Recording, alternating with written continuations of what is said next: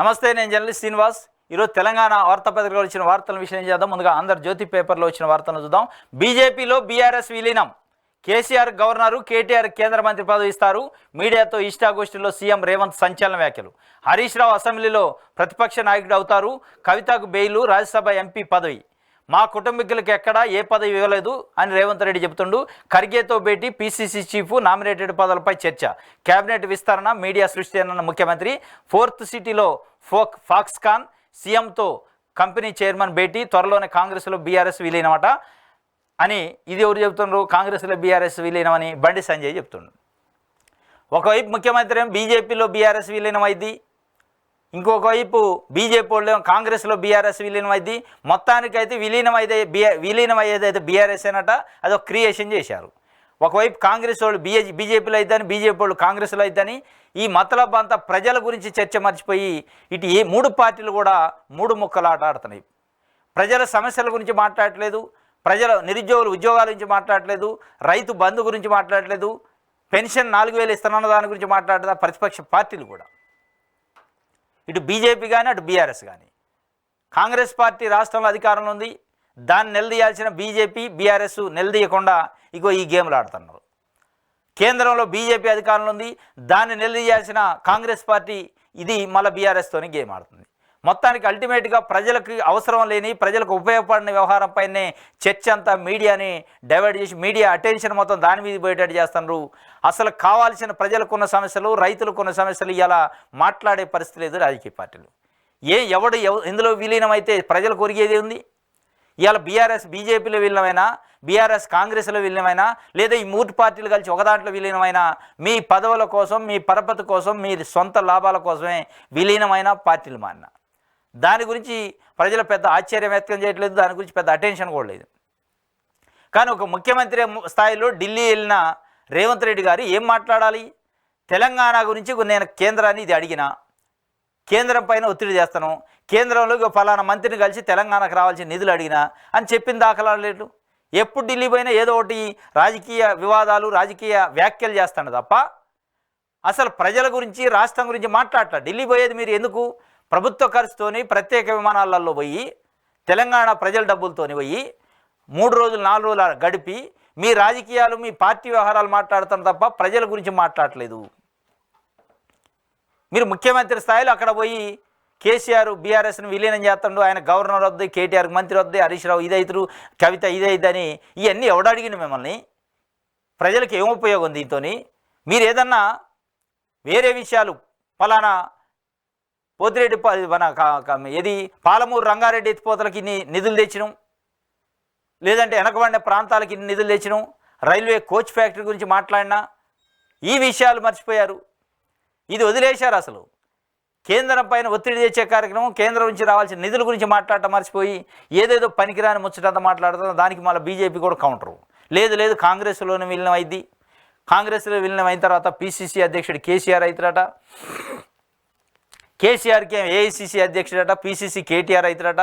ఇవన్నీ ఏంది? ఇదంతా గేమా? ప్రజలతోనే ఆడుకుంటున్నారు మీరు ఆటలు. ఏఐసీసీ అయితేంది, పీసీసీ అయితేంది, గవర్నర్ అయితేంది, కేంద్ర మంత్రి అయితేంది, మొత్తం మీ లాభాల కోసం, మీ కుటుంబాల్లో పదవుల కోసం తప్ప ఎవడైనా ప్రజల గురించి మాట్లాడండి, ప్రజల సమస్యల గురించి మాట్లాడండి. కేంద్ర మంత్రి హోదాలో ఉండి బండి సంజయ్ గారు ₹1 తెలంగాణ కేటాయించలేదు అని ఒకరోజు మాట్లాడలే. ఆయన దీనికి కౌంటర్ మాట్లాడండి.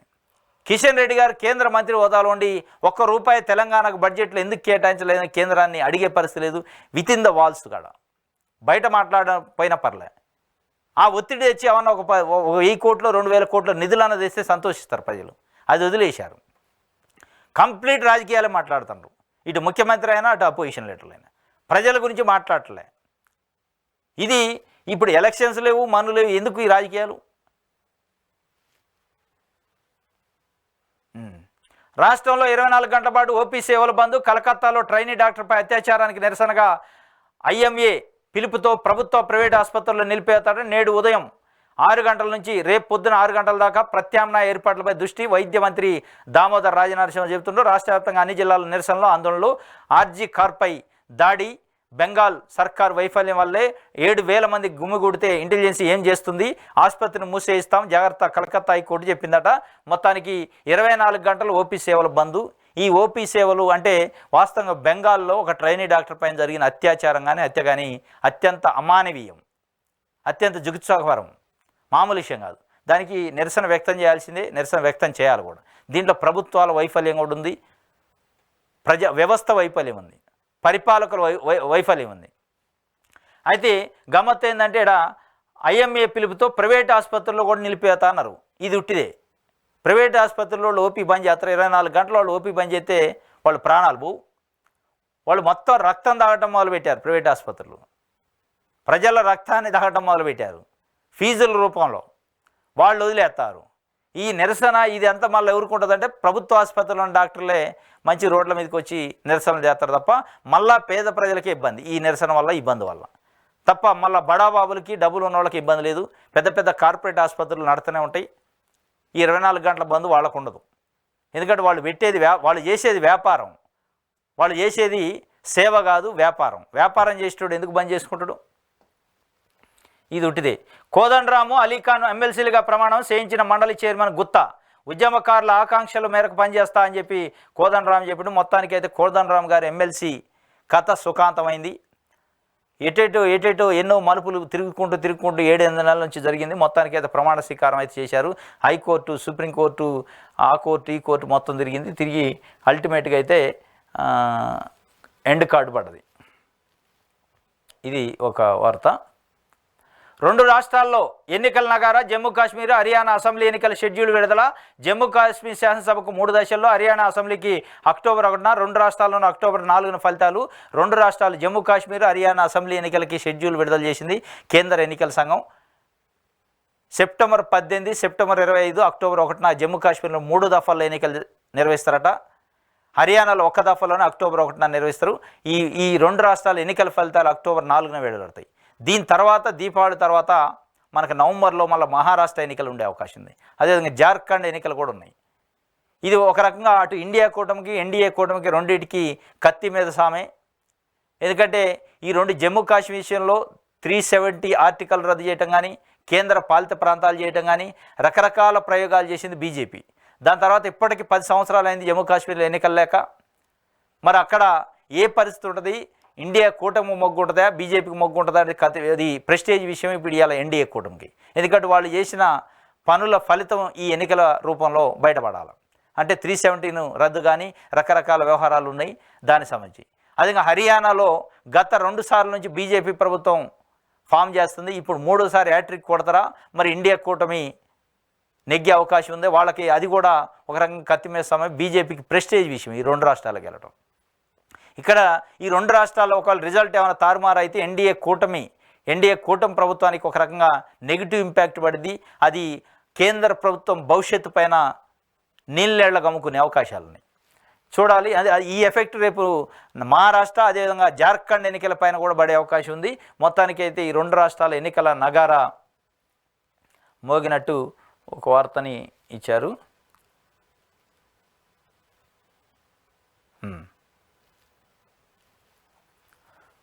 హరీష్ దమ్ముంటే రాజీనామా చేయి. హైదరాబాద్లో మైనంపల్లి అభిమానుల పేరిట ఫ్లెక్సీలు వేల్చినాయట. నిన్న హరీష్ రావుని దమ్ముంటే రాజీనామా చేయి, ఆగస్టు 15 కల్లా మొత్తం 2 లక్షల లోపు రుణమాఫీ చేసిండు రేవంత్ రెడ్డి, కాబట్టి రాజీనామా చేయాలి దమ్ముంటే అని చెప్పి ఫ్లెక్సీలు వేల్చింది. నిన్న మైనంపల్లి హనుమంతరావు పేరుతోనే ఆయన అభిమానులు పెట్టినట్టుగా వచ్చినాయి. మొత్తానికి ఏం చేస్తారో చూడాలి. రాజీనామా అయితే చేసే వాతావరణం కానీ అసలు దాని గురించి మాట్లాడట్లే హరీష్ రావు. మొత్తానికి వదిలేసిండు. అంటే గట్టిగా మాట్లాడితే మళ్ళీ రాజీనామా ఒత్తిడి వద్దామని దాని గురించి ఎక్కడ బయట ఎక్కువ తక్కువ మాట్లాడట్లేదు. అది వదిలేసి ఏదేదో మాట్లాడుతున్నా.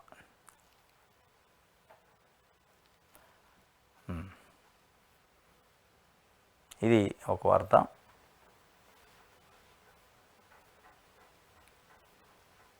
ఇది ఆంధ్రజ్యోతికి సంబంధించి.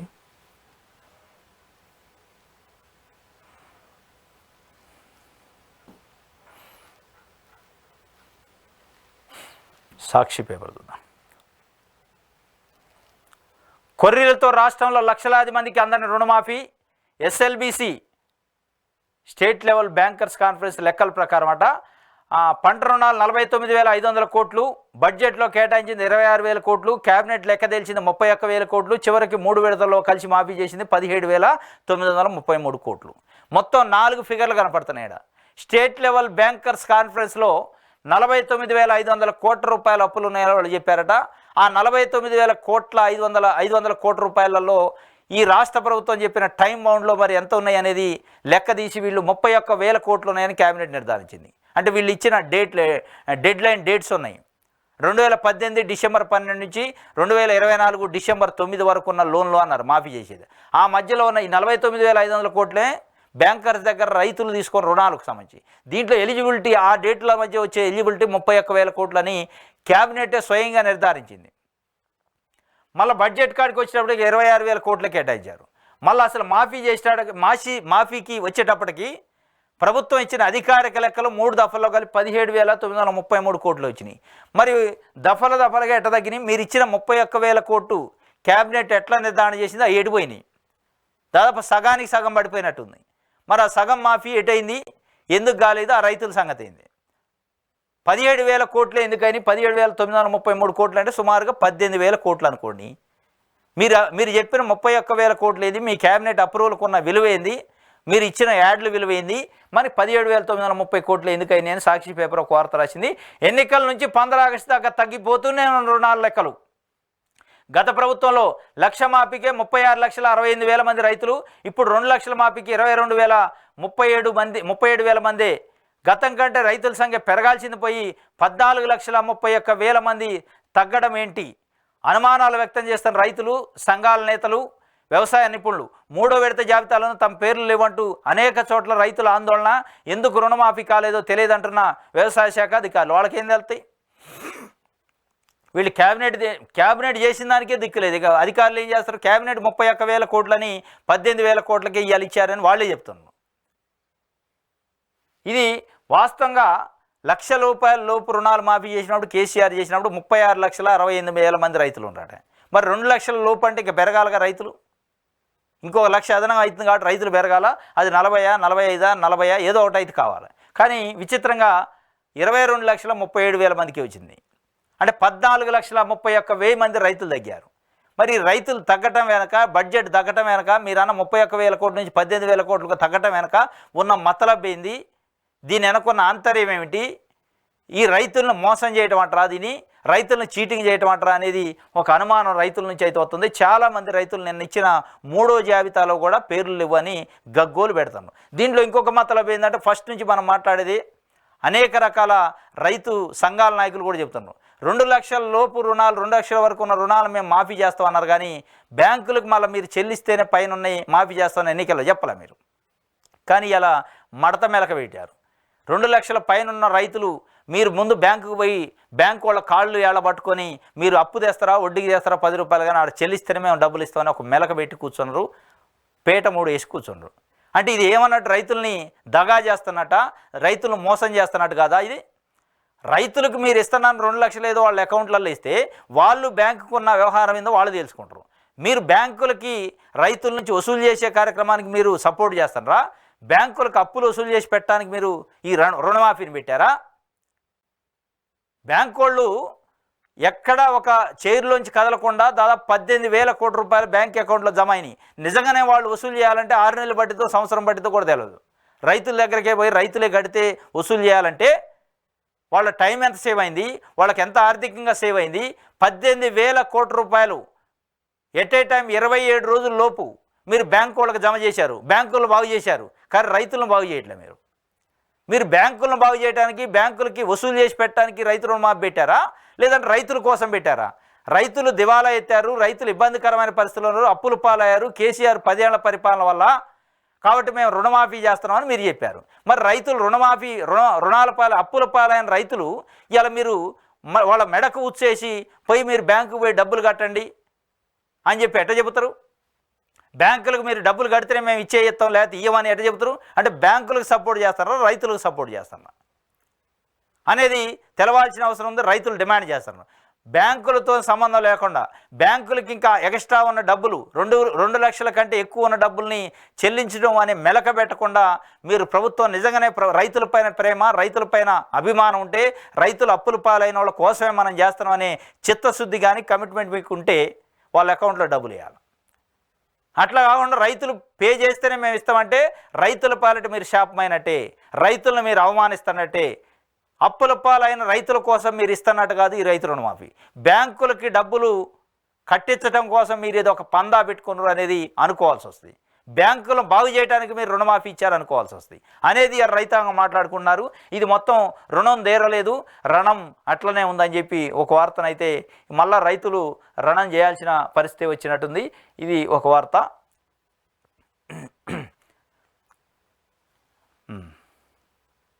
రేవంత్పై చీటింగ్ కేసు పెట్టాలి, 100% రైతు రుణమాఫీ జరిగిందని నిరూపిస్తే రాజకీయాలు వదిలేస్తా, రుణమాఫీపై రైతుల దగ్గరికే కాదు అవసరమైతే కోర్టు కూడా వెళ్తాం, రేవంత్ మానసిక సంతులనం దెబ్బతింది, ఆసుపత్రిలో చూపించాలి, మహిళలపై మాట్లాడిన మాటలకు క్షమాపణ చెప్పాను అని చెప్పి రేవంత్ పైన చీటింగ్ కేసు పెట్టాలని కేటీఆర్ అంటుండు. ఆయన మళ్ళీ ఒక సవాల్ ఇసిరిండు. మొన్నదాకా ఇలా బావ ఒక సవాల్ ఇసిరిండు. ఆగస్టు 15 లోపు రైతులకు రుణమాఫీ చేస్తే నేను పదవికి రాజీనామా చేస్తే ఎమ్మెల్యే పదవికి రాజకీయాలకు శాస్త్రంగా ముగింపు పలుకుతాను. ఆ సవాల్ ఇసిరిన ఆయన ఇంట్లో పండుకుంటూ పోయి మళ్ళీ ఏనొచ్చిండు, ఒక సవాల్ ఇస్తున్నాడు. 100% అట రుణమాఫీ 100 అయింది, 10 అయింది, 5 అయింది. రుణమాఫీ చేశారు, 18,000 కోట్ల రూపాయలు రైతుల అకౌంట్లు వేశారు. 27 రోజుల్లో అది కళ్ళకు కనపడుతున్నది అకౌంట్ స్టేట్మెంట్లు. దాంట్లో లోపాలు ఉన్నాయి, కొన్ని లోటుపాట్లు ఉన్నాయి, వాటిని సరి చేస్తుంది. ఏ ప్రభుత్వం ఉన్నా, ఏ వ్యవస్థ ఉన్నా, వ్యవస్థలో చిన్న చిన్న లోపాలు ఉంటాయి. ఆ వ్యవస్థలో ఉన్న లోపాలపైన అడగాలి తప్ప 100% రుణమాఫీ చేసినా అంటే నేను రాజకీయాల నుంచి తప్పుకుంటా. నువ్వు చేసినావా? మీ వల్ల మీరు ఇవాళ ఇంత మాటలు చెప్తున్నారు కదా, 14 సంవత్సరాలు ఉద్యమం చేసిన ఉద్యమ పార్టీ మాదని చెప్పారు. 10 సంవత్సరాల పరిపాలనలో ఉద్యమం కోసం తెలంగాణ కోసం చనిపోయిన అమరవీరుల్ని 1250 మందిని గుర్తించలేకపోయారు మీ దివాలా కోరు ప్రభుత్వం అనేది ఇలా తెలంగాణ ఉద్యమకారులు మాట్లాడుకున్నారు. మీరే పదే ఉద్యమంలో చెప్పారు 1250 మంది విద్యార్థులు అమరవీరులు అయ్యారు తెలంగాణ కోసం అని. మరి ఆ 1250 మంది విద్యార్థి అమరవీరుల పేర్లు ఎక్కడ, వాళ్ళ కుటుంబాలు ఎక్కడ గుర్తించారు మీరు 10 ఏళ్లలో? మీరు 10 సంవత్సరాల్లో 1250 మంది తెలంగాణ కోసం ఆత్మ బలిదానం చేసుకున్న ఉద్యమకారులే గుర్తించలేకపోయిన దద్దమలు మీరు. ఇలా మీరు కొన్ని లక్షల మందికి సంబంధించిన రైతులు రుణమాఫీ, అది కొన్ని వేల మందికి లోటుపాటు జరగవచ్చు, రాకపోవచ్చు, దానికి హెల్ప్ డెస్క్లు పెట్టారు, వాస్తవం అది. కొన్ని లక్షల మందిని గుర్తించే దాంట్లో లోటుపాట్లు ఉంటుంది సహజం. 27 రోజుల్లో 18,000 కోట్లు ఇవ్వటం అనేది అప్రిషియేట్ చేయాలి. అది మర్చిపోయి 100% మీరు ఇచ్చినా అంటే నేను రాజకీయాల నుంచి తప్పించుకుంటా. నువ్వు 100% నువ్వు 1250 మంది తిప్పికొడితే 1250 మంది లేని ఉద్యమకారులు ఆత్మ బలిదానం చేసుకున్న కుటుంబాలనే గుర్తించలేని మీరు అసమర్థులు. మీరు ఇలా లక్షల మందిని గుర్తించేదో చిన్న లోటుపాటును చూపించి నేను సవాలు ఇస్తున్నా, నేను రాజీనామా చేస్తా అని చెప్పడం అనేది తెలంగాణ ప్రజల్ని వంచన చేయటమే. చేస్తే గీస్తే చీటింగ్ కేసు పెడితే మీ మీద కూడా పెట్టాలా. ఎందుకంటే కొన్ని లక్షల మందిని గుర్తించేటప్పుడు చిన్న లోటుపాట్లు ఉంటే 100% కాకపోవచ్చు. దాంట్లో ప్రభుత్వం కూడా చెబుతుంది హెల్ప్ డెస్క్లు పెట్టిను, మీరు అక్కడికి వెళ్ళండి సరి చేయించుకోండి అని. మీ మీద చీటింగ్ ఎందుకు పెట్టాలంటే తెలంగాణ ఉద్యమకారులు అవమానించి తెలంగాణ అమరవీరులు తెలంగాణ కోసం ఆత్మ బలిదానం చేసుకున్న 1250 మందిని గుర్తించలేక వాళ్ళకి కావాల్సిన లబ్ధి చేయలేక వాళ్ళకి కావాల్సిన బెనిఫిట్ ఇవ్వలేక వాళ్ళని ఆదుకోలేని మీరు 10 ఏళ్ళు ప్రభుత్వంలో మీ మీద చీటింగ్ కేసు పెట్టాల్సి వస్తే మేమేమి పెట్టాలా? ఎందుకంటే తెలంగాణ కోసం ఆత్మ బలిదానం కంటే మించింది ఏది లేదు. వాళ్ళని మీరు నిర్లక్ష్యం చేసి వాళ్ళని పట్టించుకోకుండా వాళ్ళ కుటుంబాల గాలి కొదిలేసి ఎక్కడ మల్లారెడ్డి, ఎక్కడ పువ్వాడ అజయ్ కుమార్, ఎక్కడ ఎర్రబెల్లి దయాకర్, ఎక్కడ తలసాని శ్రీనివాస్ యాదవ్ వీళ్ళని పట్టుకొచ్చి మీ పక్కన పెట్టుకుంటారు. ఇది ఆయన చెప్తున్న ఆయన సవాళ్ళు ఇచ్చిరిండు. ఆ సవాలు పనికిరాని సవాలు. అసంపూర్తి ఎల్ఆర్ఎస్ దరఖాస్తులు అధికారుల పరిశీలన వెలుగులోకి. మరోసారి వివరాలు అప్లోడ్కు అవకాశం ఇచ్చిన పురపాలక శాఖ. సందేహాల నివృత్తికి హెల్ప్ డెస్క్లట ఎల్ఆర్ఎస్ పైన నిబంధనలు ఫ్రేమ్ చేశారు గవర్నమెంట్. అసంపూర్తిగా ఉన్న ఎల్ఆర్ఎస్ దరఖాస్తులు మరొకసారి అప్లోడ్ చేయడానికి కావాల్సిన డాక్యుమెంట్స్ని అవకాశం ఇచ్చారు. ఇది ఒక వార్త.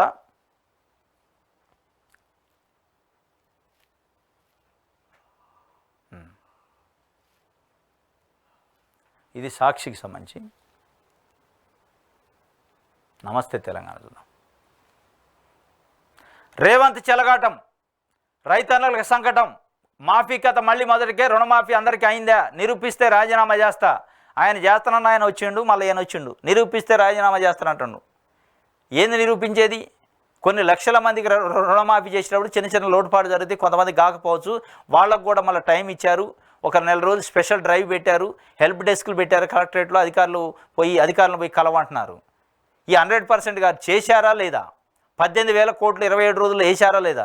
దానికి కట్టుబడి నిజంగానే చిత్తశుద్ధి ఉంటే రాజీనామా చేయాలా హరీష్ రావు? ఈయన వచ్చిండు, ఆయన పోయి ఇంట్లో పడిండి, ఈయన వచ్చి బయటికి నేను రాజీనామా చేస్తాను నిరూపిస్తే కొత్త మార్గదర్శకాల పేరిట మరో దాటవేత, వ్యతిరేకతను తట్టుకునేందుకు మరో వ్యూహం, ఫిర్యాదులు సూచనలకు ప్రత్యేక సర్క్యులర్ జారీ, ఫిర్యాదుల నమోదుకు పోర్టల్లో అవకాశం, ఫిర్యాదులకు పరిష్కారాలకు డెడ్లైన్ పెట్టిన సర్కారు, బ్యాంకు నుంచి డేటా తీసుకునే అవకాశం ఉన్న రైతులను ముప్పతిప్పలు పెడుతున్న ప్రభుత్వం, ఇప్పటివరకు వచ్చిన ఫిర్యాదులపై స్పష్టత కరువు, మాఫీ ఎప్పుడు చేస్తారు, బ్యాంకు ఎదుట రైతుల నిరసన. వాస్తవంగా కొన్ని ఏరియాల్లో రైతులు ఆందోళన చేస్తున్నారు, బ్యాంకుల ముందు నిరసన వ్యక్తం చేస్తున్నారు. ప్రభుత్వం కూడా దానిపైన సర్క్యులర్ ఇష్యూ చేసింది, పోర్టల్ ఉందంటున్నారు. కానీ బ్యాంకుల దగ్గర స్పష్టమైన సమాచారం, దాన్ని తెప్పించుకొని తొందరగా వాళ్ళు క్లియర్ చేసే అవకాశం ఉంది. కానీ కొంత ప్రభుత్వం వైపు నుంచి కూడా నిర్లక్ష్యం కనపడుతుంది. నిర్లక్ష్యంతోనే వాళ్ళు మేము చేసినామని పేరు వచ్చింది కాబట్టి వదిలేద్దాం అనే కథ ఉందా మరి ఏం, కానీ మొత్తానికి అయితే గాలికి వదిలేసే కార్యక్రమం చేస్తున్నారు. ఇది ఒక వార్త.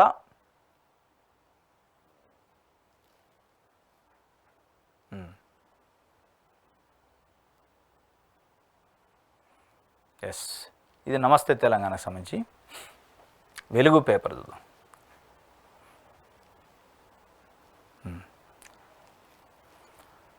గడువులోగా రుణమాఫీ చేసినాం, ఇది మా మార్క్, సాధ్యం కాదన్నోళ్ళు నోరు మూయించినాం. సీఎం రేవంత్ రెడ్డి అర్హత ఉండి రుణమాఫీ కానీ రైతులు ఆందోళన చెందొద్దు, అలాంటోళ్ల కోసమే 5,000 కోట్లు రిజర్వ్ చేసినాం.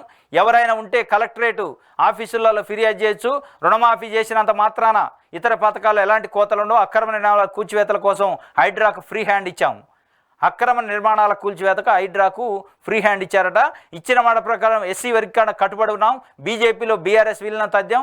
కేసీఆర్కు గవర్నరు, కేటీఆర్ కేంద్ర మంత్రి పదవులు వస్తాయి, కవితకు బెయిల్ కూడా వస్తుందని కామెంటు ఢిల్లీలో మీడియాలో చిట్ చాట్తోని ఆయన చెప్పిండు. గడువులోగా మాఫీ చేసినాం, ఇది మా మార్కు అంటాడు.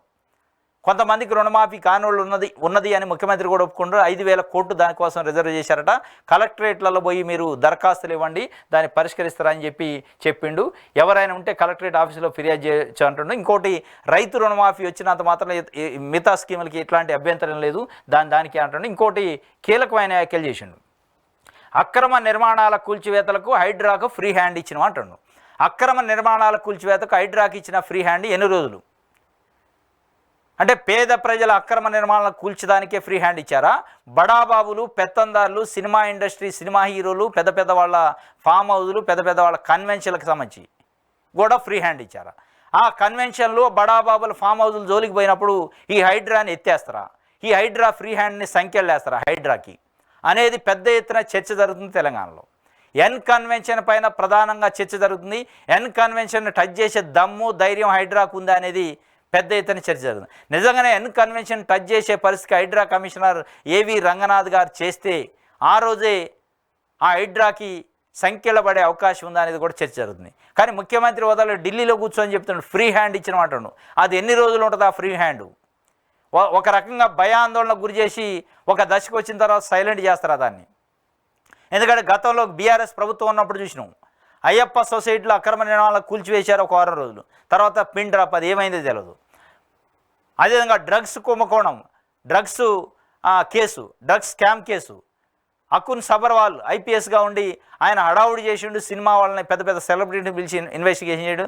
దాని తర్వాత ఆ కథ ఎడిపోయిందా, ఫైల్ ఎడిపోయిందా అడ్రస్ లేదు. ఇక అట్లాంటిది ఇది అయితే హైడ్రా, ఆ ఖాతాలో చేరే హైడ్రానా ఇది, లేదంటే ఇది స్పెషలా అనేది మనకు భవిష్యత్ సమాధానం చెప్పింది. అప్పటిదాకా మనకు తెలియదు.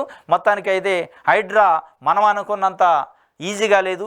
హైడ్రా కథ అనేది పెద్దోళ్ళ జోలికి పోయినప్పుడు, ఎన్ కన్వెన్షన్లు, ఎల్ కన్వెన్షన్లు, పి కన్వెన్షన్లు జోలికి పోయినప్పుడు అప్పుడు అర్థమైంది ఆ హైడ్రా కథ ఏంది, హైడ్రా ఉనికి ఎంత ఉంది అనేది. ఇది ఒక వార్త. పాత కక్షలతో తల్లిదండ్రులపై దాడి, తట్టుకోలేక బిడ్డ మృతట. సూర్యాపేట జిల్లా కొత్తపల్లిలో విషాదం, పరారులో 3 నిందితులు. పాత కక్షలతో తల్లిదండ్రులపై దాడి చేస్తే ఆ టెన్షన్కి ఆందోళన తట్టుకోలేక పాపం బిడ్డ మృతి చెందిందట, హార్ట్ ఫెయిల్ అయ్యి. ఇది ఒక వార్త.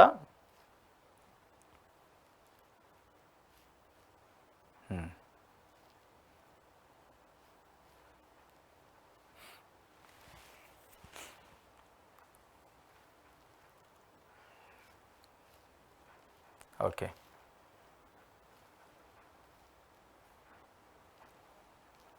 రైట్. ఇది వెలుగుకు సంబంధించి ఈనాడు చూద్దాం.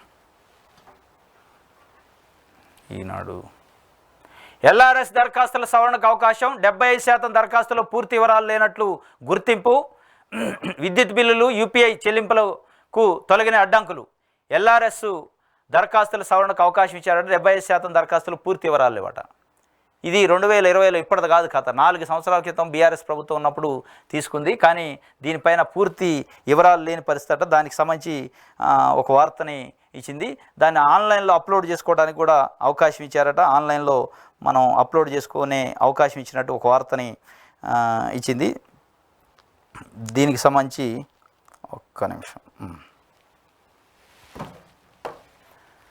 4,28,000 దరఖాస్తులు పరిశీలన పూర్తి, 60,213 ఆమోదం అయినాయట, యాక్సెప్ట్ అయినాయి. మిగతా అన్ని పెండింగ్లో ఉన్నాయి. ఆ పెండింగ్లో ఉన్నట్లు ఏదో ఒక పత్రం మిస్ అయినట్టు వాళ్ళు గుర్తించారట. వాటిని ఆన్లైన్లో అప్లోడ్ చేసుకునే అవకాశం ఎల్ఆర్ఎస్ ఒక వెబ్సైట్ ఇచ్చింది, ఆ వెబ్సైట్లో ఇచ్చారు.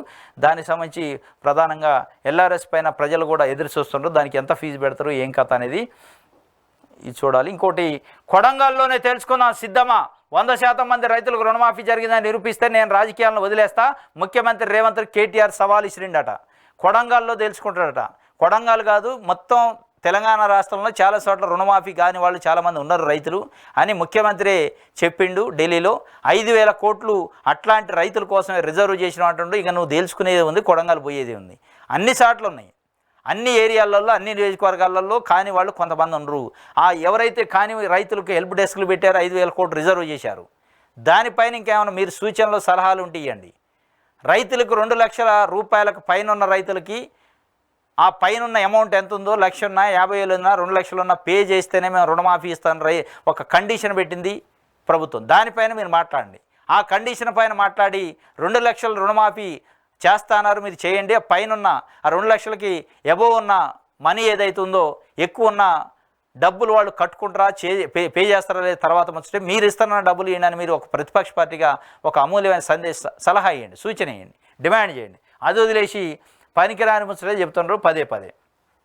ఇది ఒక వార్త. నెక్స్ట్, ఇది ఆదాబ్ హైదరాబాద్లో వచ్చింది. అడలెత్తిస్తున్న హైడ్రాట, ఎన్ కన్వెన్షన్పై యాక్షన్ ఉంటుందా లేదా? ఇదే వాస్తవంగా రాష్ట్ర వ్యాప్తంగా పెద్ద ఎత్తున చర్చ జరుగుతుంది. హైడ్రా అయితే పెద్ద ఎత్తున కూల్చుతున్నారు, ఎక్కడ పడతాడా, పేద ప్రజలకు సంబంధించి, కొంత సామాన్య ప్రజలకు సంబంధించి. కానీ ఎన్ కన్వెన్షన్ని రాష్ట్ర వ్యాప్తంగా చర్చ జరుగుతుంది. ఎన్ కన్వెన్షన్ చెరువులో ఉంది, చెరువు శిఖాన్ని ఆక్రమించి బఫర్ జోన్లో కట్టారని పెద్ద ఎత్తున ఆరోపణలు ఉన్నాయి. బీఆర్ఎస్ ప్రభుత్వం ఉన్నప్పుడు దాని జోలికి పోలే. ఇవాళ మరి హైడ్రా అని పెట్టారు. ఈ హైడ్రా చట్టంగానే హైడ్రా కమిషనర్ దాని జోలికి పోయే సాహసం కానీ దాని జోలికి పోయే ధైర్యం చేస్తారా? అంత ఫ్రీ హ్యాండ్ ప్రభుత్వం ఇస్తుందా అనేది పెద్ద ప్రశ్న. జిహెచ్ఎంసీ మున్సిపాలిటీ పరిధిలో హైడ్రా దూకుడు, అక్రమార్కుల గుండెల్లో దడ పుట్టిస్తున్న కమిషనర్ రంగనాథ్. సర్కార్ భూములు, చెరువులు, కుంటలు శిఖం కబ్జా చేస్తే చర్యలు, బఫర్ జోన్ల పరిధిలో కట్టడాలను నేలమట్టం చేస్తున్నామని అధికారులు చెబుతున్నారు. కబ్జా భూముల్లో ఎన్ కన్వెన్షన్ నిర్మించిన సినీ నటుడు నాగార్జున. తమ్మిడికుంట చెరువు శిఖంలో ఎకరం, బఫర్ జోన్లో 2 ఎకరాలు. నాడు కిచెను, స్టోర్ రూమ్స్ అక్రమ నిర్మాణాలు తేల్చిన అధికారులు. కానీ నేటికి చర్యలు చేపట్టిన రెవెన్యూ, ఇరిగేషన్ అధికారులు. 29 తమ్మిడికుంట చెరువు నేడు నిండా 10 ఎకరాలు లేదు. 29 ఎకరాలు తమ్మిడికుంట చెరువు ఉంటే ఇవాళ 10 ఎకరాలు కూడా లేదట. దాంట్లో ఎన్ కన్వెన్షన్ కూడా ఉందట కొంత. కానీ ఇంకోటి, సినీ రంగంలో మంచి పేరు తెచ్చుకున్న నాగార్జున 10 మందికి మంచి చెప్పాల్సింది పోయి ఇలా భూములు కొలగొట్టడం కరెక్ట్ కాదని పలువురు అంటున్నారు. మరి పలువురు అంటున్నది ఓకే, కానీ మరి ఈయన ఏం చేస్తాడు రంగనాథ్ గారు? నిజంగానే చర్యలు తీసుకునే ధైర్యం చేస్తాడా? ప్రభుత్వం ఆయనకి సహకరిస్తుందా? ఫ్రీ హ్యాండ్ అనేది చూడాలి. ఇగో ఎన్ కన్వెన్షన్ సంబంధించి డైరెక్ట్గా అందులో 3 ఎకరాలు ఉందట. బఫర్ జోన్ అయితే ఎఫ్టీఎల్ ల్యాండ్ అయితే, తమ్మిడికుంటకు సంబంధించి ల్యాండ్ ఉంది. అది అప్పట్లో ఉన్న ప్రభుత్వ అధికారులే తేల్చారు. దాంట్లో కిచెను, స్టోర్ రూము, ఇంకేదో మొత్తం ఉంది, దాన్ని తొలగించాలి, దాన్ని బఫర్ జోన్లో స్పష్టంగా కనపడుతుందని సర్వే చేసి చెప్పారు. మరి దాని జోలికి నిజంగానే మీరు హైడ్రా పోలేస్తుందా? నిజంగానే మీరు హైడ్రా ఎన్ కన్వెన్షన్ కూడా కోల్చగలిగితే అప్పుడు హ్యాట్సాప్ చెప్పొచ్చు మీ హైడ్రాకి. ఈ హైడ్రా పేద ప్రజల కోసం, పేద ప్రజలు కట్టుకున్న ఇళ్ల కోసం హైడ్రా అయితే ఇక దానికంటే దరిద్రమైన వ్యవస్థ ఇంకోటి ఉండదు. మీరు అనేక రకాలుగా రోజు దూకుడు ప్రదర్శిస్తున్నారు, అడలెత్తిస్తున్నారు. ఎవరికి? సామాన్యులకి. మరి బడాబాబులకి, పెత్తందారులకి, పెట్టుబడిదారులకి, సినీ సెలబ్రిటీలకి హడలెత్తట్లేదు. ఏసీ రూమ్లో కూర్చొని ఆరాంసే సేద తీరుతుండ్రు. వాళ్ళ జోలికి పోవట్లే, వాళ్ళ విల్లాల జోలికి, వాళ్ళ కన్వెన్షన్ల జోలికి పోవట్లే. ఏంది దీని అనుకున్న మతలబు? మరి వాటి వరకు మీకు ఫ్రీ హ్యాండ్ దేనికి ఇచ్చారు? సామాన్య ప్రజలకు సంబంధించిన కబ్జాలపైనే ఫ్రీ హ్యాండ్ ఇచ్చారా? ఇట్లాంటి సెలబ్రిటీల జోలికి పోవద్దని ఏమైనా డైరెక్షన్స్ ఉన్నాయా? ఎందుకు వెళ్ళట్లేదు రంగనాథ్ గారు? రంగనాథ్ గారు నిజంగానే ఒకవేళ ఆయనకి వెళ్ళాల నుండి వెళితే ఆయనకి చేతులు కట్టేసే ప్రయత్నం ఏమైనా ప్రభుత్వం చేస్తుందా? ఇది తెలవాల్సింది. మనకి కాలమే సమానం చెప్పింది. దీంట్లో ఈ తమ్మిడి కుంటలో ఆయన కబ్జా చేసిండటే ఎన్ కన్వెన్షన్ పేరుతో నాగార్జున. మరి దీనిపైన ప్రభుత్వం చిత్తశుద్ధి ఉందా, హైడ్రాకి చిత్తశుద్ధి ఉందా అనేది తెలవాల్సింది. భవిష్యత్తే మనకి సమానం చెప్పింది. హైడ్రాకి చిత్తశుద్ధి ఉన్నా ప్రభుత్వం చేతులు కట్టిపడేస్తే హైడ్రా ఏం చేయలేదు. అవసరమైతే హైడ్రాని ఎత్తేసే పరిస్థితి కూడా వద్దట అనేది చర్చ జరుగుతుంది. బడాబాబుల జోలికి పోతే వాళ్ళ కట్టడాలపైన, వాళ్ళ అక్రమ కట్టడాలపైన చెయ్యి వేస్తే హైడ్రా ఉంటుందా అనేది కూడా ఒక చర్చ జరుగుతుంది. అంత దమ్ము ఉందా రేవంత్ రెడ్డి ప్రభుత్వానికి? అంత స్వేచ్ఛ నిజంగా హైడ్రాకి ఇచ్చే అవకాశం కానీ ఉందా అంటే అనుమానాలే ఉన్నాయి. దానిపైన అనేక రకాల అనుమానాలు ఉన్నాయి. మరి ఏం చేస్తారో చూడాలి. రేవంత్ రెడ్డి గారి కమిట్మెంట్ పైన ఇప్పుడు మనం పరీక్ష పెట్టినట్టు ఇది. ఈ ఎన్ కన్వెన్షన్ కానీ ఇట్లాంటి ఇంకా ఉన్నాయి కన్వెన్షన్లు. ఈ కన్వెన్షన్లు ఎన్న, ఎల్ల, పియ పక్కన పెడితే ఈ కన్వెన్షన్ల జోలికి పోయినప్పుడే రేవంత్ రెడ్డి గారి కమిట్మెంట్ కానీ రేవంత్ రెడ్డి గారి చిత్తశుద్ధి బయటపడింది.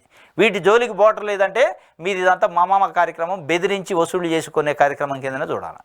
ఈ హైడ్రా పేరుతోనే ఒక హైడ్రా అని పెట్టి రేవంత్ రెడ్డి గారి ప్రభుత్వం బడాబాబులను బెదిరింపులు చేసి లొంగ తీసుకునే కార్యక్రమానికి ఉపయోగిస్తుంది అని మనం అనుకోవాల్సి వస్తుంది. ఇది కాలమే మనకు సమానం చెప్పింది. ఏం జరిగిద్దో చూడాల్సిన అవసరం ఉంది. ఇది ఆదాబ్ హైదరాబాద్కు సంబంధించి. ఇది ఈరోజు తెలంగాణ వార్తాపత్రికలో వచ్చిన వార్తలకు సంబంధించిన విశ్లేషణ.